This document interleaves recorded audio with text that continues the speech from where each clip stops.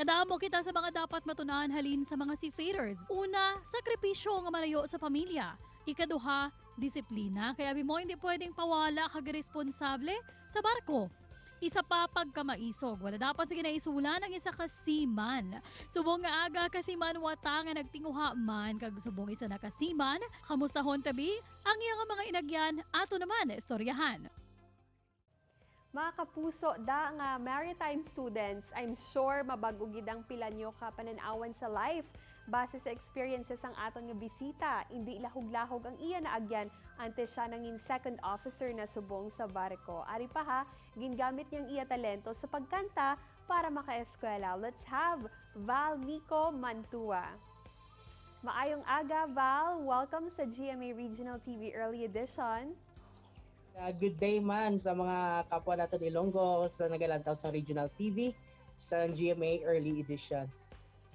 Taga-diin ka gidari sa Iloilo, Val, kag subong ano ng trabaho mo?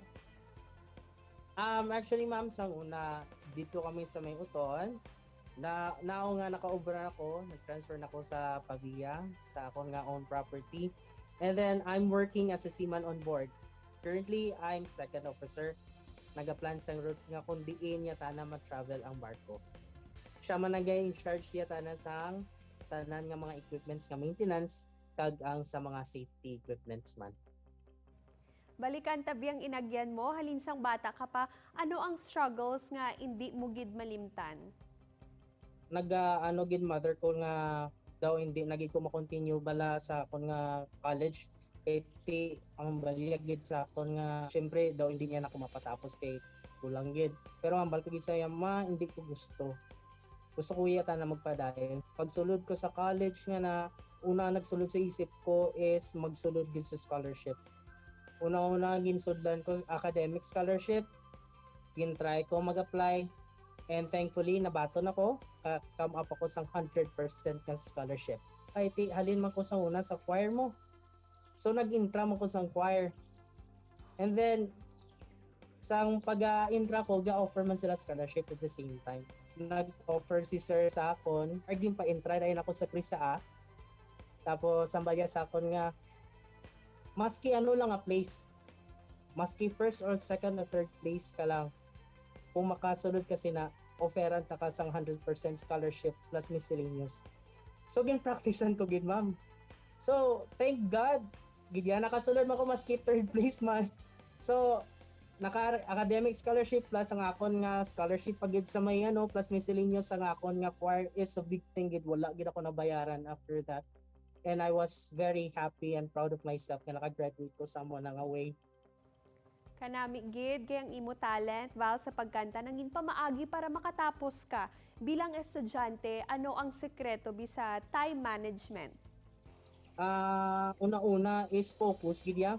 Tapos ikaduha gid is ang priorities mo. So there's a time nga maka-study ako. There's another time man nga maka-intra ako sa choir. So wala man siya naga-conflict. Napagsabay ko na lang.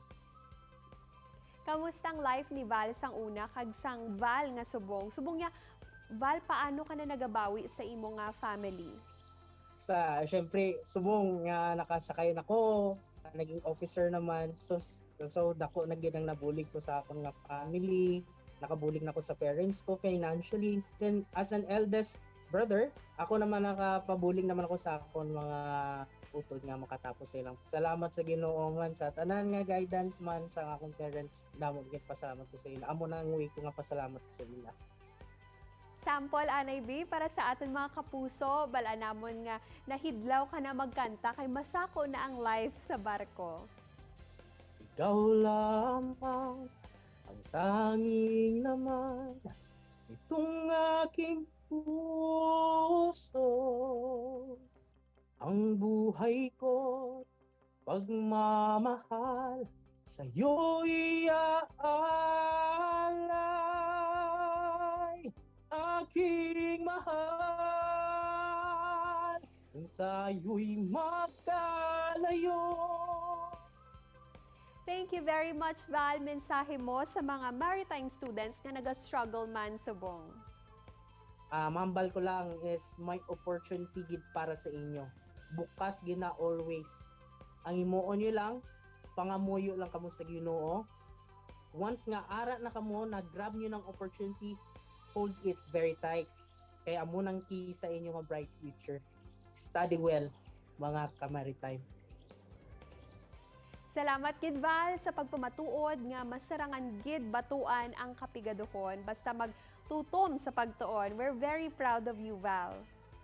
Well, thank you so much man sa opportunity, mga kapuso nga galantong subong sang GMA Regional TV Early Edition. Thank you so much. Duga nga impormasyon ka good vibes sa pagbalik sang GMA Regional TV Early Edition. Ini ang GMA Regional TV Early Edition.